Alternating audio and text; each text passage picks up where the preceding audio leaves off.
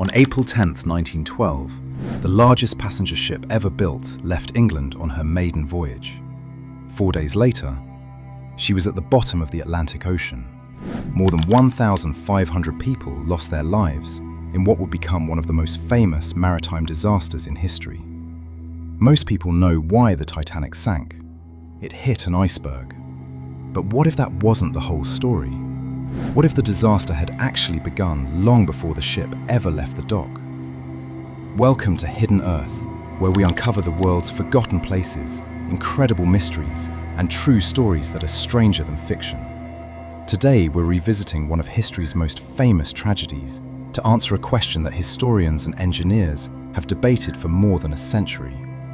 Was the Titanic doomed before it ever reached the iceberg? At the beginning of the 20th century, nations competed to build larger, faster, and more luxurious ocean liners. Crossing the Atlantic wasn't just transportation, it was prestige.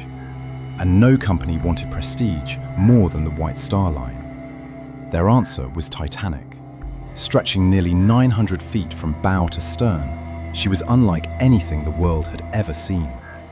The ship featured elegant dining rooms, a grand staircase, Turkish baths, electric elevators, a heated swimming pool, and luxurious first-class suites that rivaled the finest hotels on Earth. To millions of people, Titanic represented the future. Modern engineering had conquered the ocean, or so it seemed. One of the biggest myths surrounding the Titanic is that she was advertised as unsinkable. In reality, the White Star Line was more cautious with its language, describing the ship as being designed to be exceptionally safe because of its 16 watertight compartments. If several compartments flooded, the ship could remain afloat. It was a remarkable engineering achievement for its time. But there was one critical limitation. The watertight bulkheads did not extend all the way to the upper decks. If enough compartments filled with water, it could spill over the tops of the walls, much like water overflowing from one section of an ice cube tray into the next. Engineers understood this possibility. They simply believed it was extremely unlikely. Then there was speed. Despite receiving multiple iceberg warnings from nearby ships, Titanic continued traveling at nearly full speed through waters known to contain drifting ice. Why? Because ocean liners of the era operated under tremendous pressure to maintain schedules. Delays were expensive. Passengers expected fast crossings. Captains often pushed forward unless conditions became impossible. Looking back today, slowing down seems like the obvious decision. But in 1912, continuing at speed was far more common than many people realize. As the sun disappeared below the horizon on April 14th, the sea became unusually calm. There were almost no waves. That may sound like ideal sailing conditions. In reality, it created another problem. Normally, waves breaking against the base of an iceberg make them easier to spot in darkness. That night, there were almost no waves at all.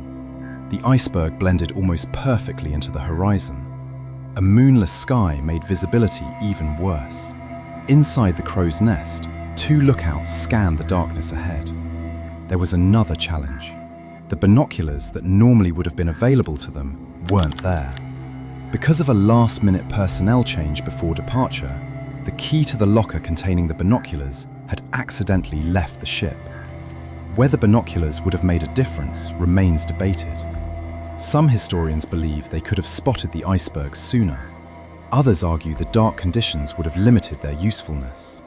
Either way, the lookouts were relying entirely on their own eyesight. Then, at exactly 11:40 p.m., one of them saw something directly ahead. A dark shape rising from the black water. An iceberg. The warning bell rang 3 times. The bridge was notified, and in less than 40 seconds, history changed forever. The order was immediate. Harder starboard. At the time, that command turned the ship to port or left, while the engines were ordered into reverse. The Titanic began to turn, slowly, almost unbelievably slowly. A ship weighing more than 50,000 tons simply couldn't change direction on a dime. Just 37 seconds after the iceberg was spotted, the starboard side of the ship scraped along the ice. To many passengers, it barely felt like a collision. Some later described it as little more than a gentle vibration. But beneath the waterline, the damage told a different story. The iceberg didn't rip a massive hole through the hull like many movies have portrayed. Instead, it buckled steel plates and popped rivets along several sections of the ship, opening a series of narrow gaps below the waterline. Individually, none of them seemed catastrophic. Together, they proved fatal. Water rushed into the forward compartments. At first, the crew remained optimistic. The ship was designed to survive flooding. Then the calculations began. As more compartments filled, Chief Shipbuilder Thomas Andrews reached a devastating conclusion. The Titanic could stay afloat with 4 flooded compartments. 5 would be disastrous. 6 had already been breached. The ship had less than 3 hours. Captain Edward Smith gave the order to prepare the lifeboats. There was another problem. The Titanic carried only enough lifeboats for about half the people on board. That decision seems shocking today, but at the time, it complied with outdated maritime regulations based largely on a ship's tonnage rather than its passenger capacity.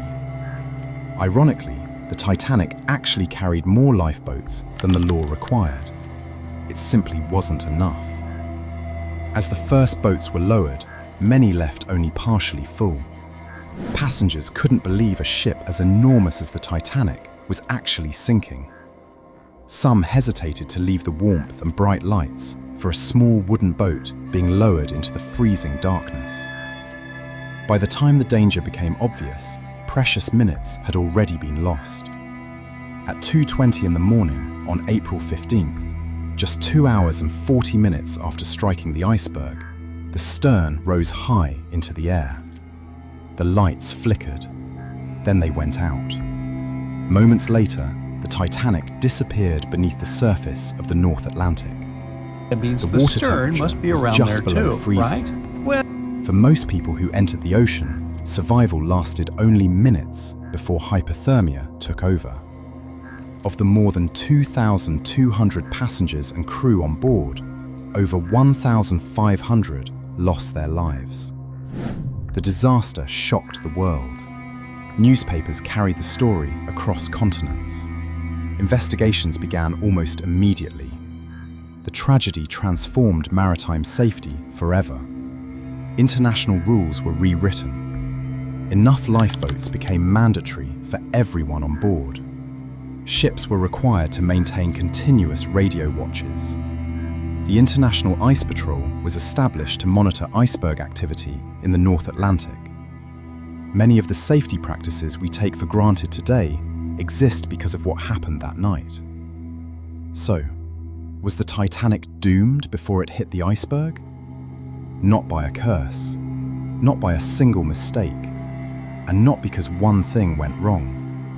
It was the result of a chain of events: a calm sea, a moonless night, multiple iceberg warnings, a ship traveling at high speed, design limitations that seemed insignificant until they weren't, outdated safety regulations, and an iceberg appearing less than a minute before impact.